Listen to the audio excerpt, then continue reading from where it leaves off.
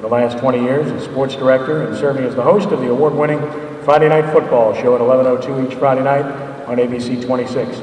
He also writes for SportsNola.com and the Clarion Herald, and he's a co-host of the Free Tailgater show Saturday mornings from 10 a.m. to noon on WGSO 990 a.m. Please give a warm welcome to Mr. Ed Daniels. Ed?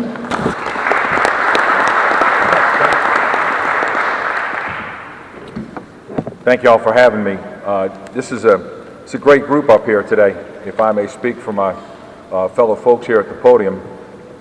Coach Jaluk, if you watch what Carr has done over the last few years, they've been exceptional. And they were in overtime last year in the 4A championship game against Terrence McGee, who was the quarterback at Franklinton, and against the running back, Josh Robinson, who signed with Mississippi State. And Carr has a very talented team. They played a very tough schedule, and I wouldn't want to play them in the playoffs. So Coach Jaluk does a phenomenal job. Roger Dunaway at Tulane does a tremendous job. I think he and Mike Barnett are two of the, Mike Barnett at LSU are two of the best sports information folks in the country. The one thing that I appreciate they always do is they always return your phone call, which is something that doesn't always happen these days. Jim Hawthorne done an incredible job with LSU all these years. He is the voice of the Tigers, and anybody who knows anything about LSU football knows that Jim is the guy calling the games and does an outstanding job. Our friend Mr. Trahan, he could probably handle this whole meeting here by himself. A long time ago, we were doing a radio show on another radio station in town, and Kenny was doing the Zephyr game. And I asked him a question, and after I asked him the question, I turned my mic off, I went to the bathroom, and then I went to the drink machine and got a Diet Coke, and I came back and he was still answering the question. So that's why I call him the human filibuster. I tell you what, if he ever wanted to run for U.S. Senate, he'd have a place filibustering some bills. And of course, Vaughn Johnson, I don't know if any of you watch the NFL Network with any regularity, but the New Orleans Saints linebacking core, Vaughn Johnson, Sam Mills, Ricky Jackson, and Pat Swilling were voted the #1 linebacking core in the history of the National Football League. So,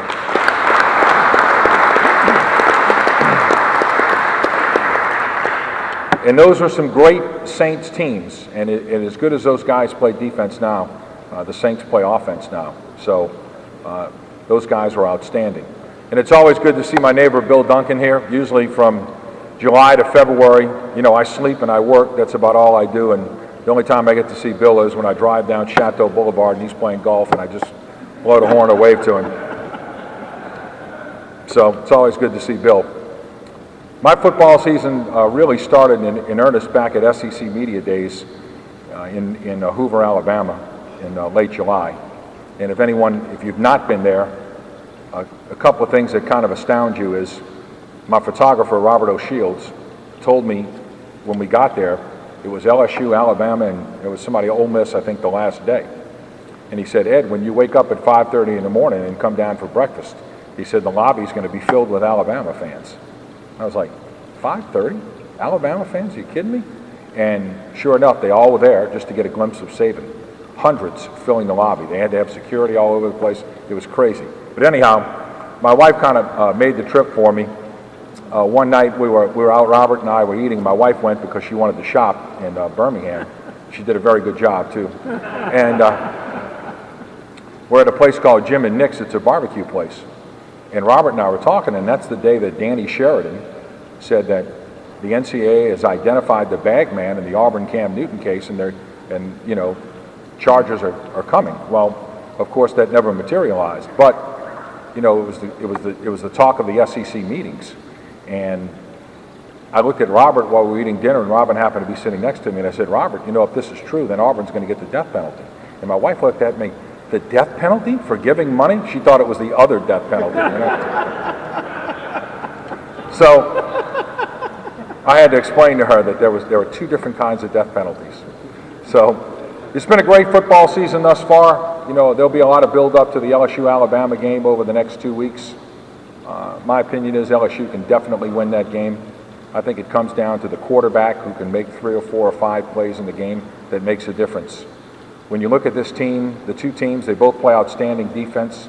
Now, Alabama has allowed 70 less total yards per game than LSU, but I also think, in all fairness, when you look at the strength of schedule, as Jim mentioned, there's no comparison between the schedule that Alabama played and the schedule that LSU's played, and I think that's going to help LSU. Alabama's toughest opponent, as far as I can see this year, is Penn State, and I don't know how good they are, frankly. They're in the Big Ten. They've got one loss, and that was to Alabama at home. Their running back Richardson's tremendous. LSU's got a great running core. LSU has a tremendous kicking game, and I think that it all comes down to the quarterback who can make a few plays. And if you remember last year, if you go back and look at the play-by-play early in the third quarter, LSU was playing first and goal, or first and 10 at their own 6. They were 94 yards away. Jordan Jefferson threw a 19-yard completion to Tolliver for a first down, and then he hit Randall streaking across the middle, who outran Mark Barron to the end zone, changed the entire complexion of the game, 75-yard touchdown pass. And then if you go back later in the game, it's 3rd and 13 at the LSU 20. Tigers by 3. And I don't think Les Miles gets enough credit for what I considered a very bold call. But Jarrett Lee dropped back to pass and found Reuben Randall for a 47-yard gain in the Alabama secondary, and they were able to run the clock down, punt it to Alabama, and they got the ball in their own 14 with 18 seconds to play. So when you look at the difference between the two teams last year, to me, it was all about the quarterback being able to make a couple of plays. Frankly, that McElroy did not make for Alabama in that game. So I think it boils down to that, and I think it's up to, frankly, McCarron from Alabama to see if he can make a few plays in the game, because he hasn't played against the defense like he's going to face on the 5th of November in Tuscaloosa. So I think it's going to be a great game. I'm looking forward to it. You know, when you think about some of the showdowns in college football over the years, I think there's few that compare to it. One of the ones that I remember is Texas and Arkansas back in 1969, when both were 1 and 2 in the country and they were in the Southwest Conference. I don't know if you remember that. That was an unbelievable football game, and I think this game has a chance to be just like that. As far as the Tulane situation, I hope they hire the right coach. I hope they find a way to turn around their football fortunes and have some success. But as I reminded someone in the press box last night, my dad and I had this conversation in 1966. So let's see if we can have a change in philosophy. And if there's a change in philosophy, then I think Tulane can be ultimately successful. I hope so. Any questions? Yes, sir. In the back, and then we'll come back. In 1 second, we'll come back to it. Go ahead. Hey, I'd like to thank you. Do you think that the other members of the Bill in the Hall of Fame? You know, I wish there were a group effort, you know, to go into the Hall of Fame. And look, in Vaughn's case, I think he's certainly capable of doing such a thing. But the one thing you got to remember, too, is the outside backers in the 3-4 were the guys who rushed the quarterback and got all the sacks. They got the numbers. Vaughn did a lot of the dirty work. Not only did he knock out Steve Young a few times, but a lot of people don't give him credit for this. He was one of the best man-to-man defenders against running backs in the passing game that was ever around. Now, that may not get you Hall of Fame credentials, but if you ask Steve Sidwell how much that contributed to how good the Saints were, I would say that he would concur with you. So I don't know if that's going to be possible, but as a group collectively, I think they deserve to be in. I wish there was some kind of group award, but that's not how it usually works. Yes, sir. Too close to the speaker. Go ahead. Yes. Clarion Herald, right. Okay, I wrote about sportsmanship in my Clarion Herald column on Sunday, and frankly, I don't see enough of it. Just my opinion. I see too much yapping at games. You know, to me, if you're good, you don't have to yap. You can yap a little bit, but I just think that, you know, for instance, how much of that did you do? Not a lot.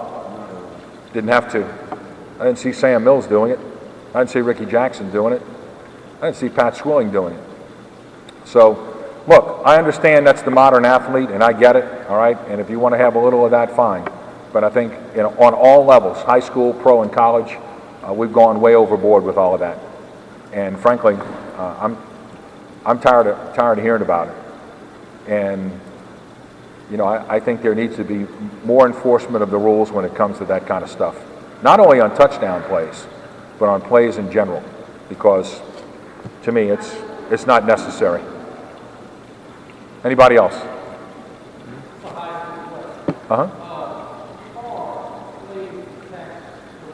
Correct.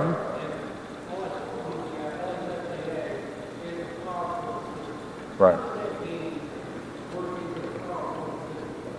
You divide by 9, is that right, Coach? Instead of, it's an exhibition game, you divide by 9. Right. But look, no matter what happens the rest of the way, they're going to be in the playoffs, okay? And the one thing that I would say is, I got to see, by week 9 or 10, I've seen just about every good team in this area. And they're an outstanding team. And they're making a lot of strides quickly. And as I said on my football show on Friday night, if I were a coach in the playoffs, if there was one team in the playoffs as a floater that I would not want to play, it would be them. Yes, sir.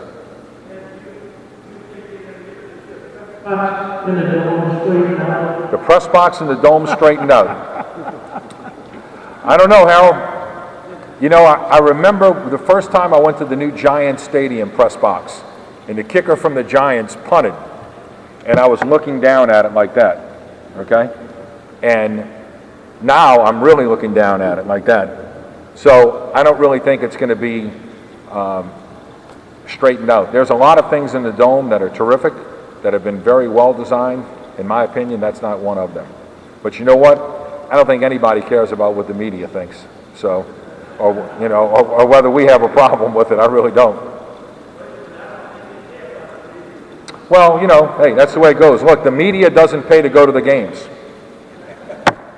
Okay, so they care about they care about getting as much money as they can from the paying customer. That's just business. I survived last night, though. I'm fine. Yes, Harry.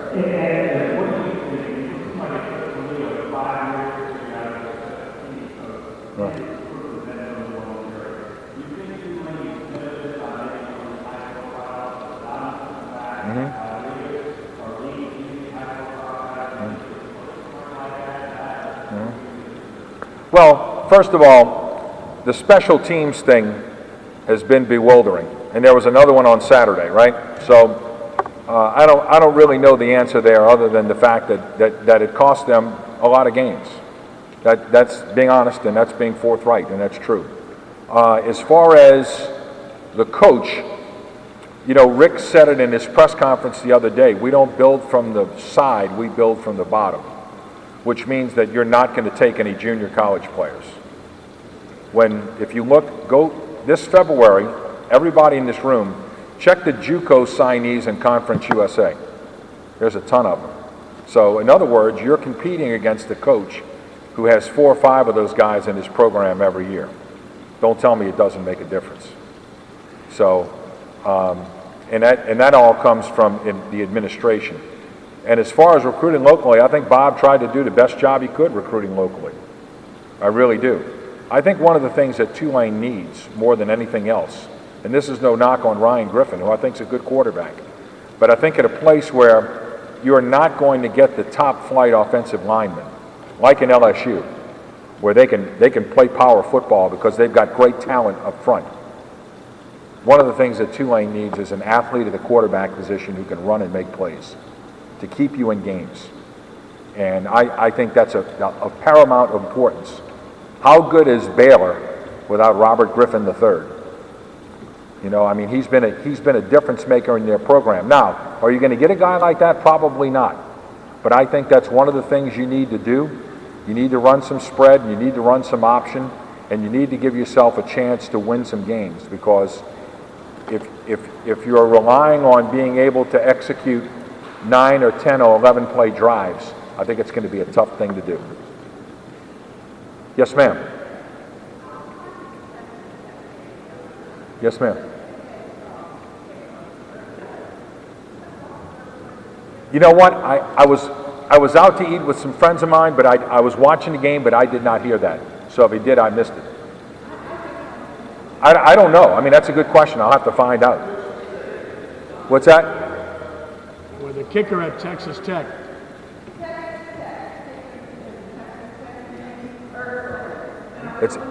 It's his son? It's his son. You know, Russell Erxleben, to me, was one of the best interviews ever in Saints history. When he got cut, we interviewed him at the airport, true story. And he looked at me and he said, Ed, I know what all the fans have said.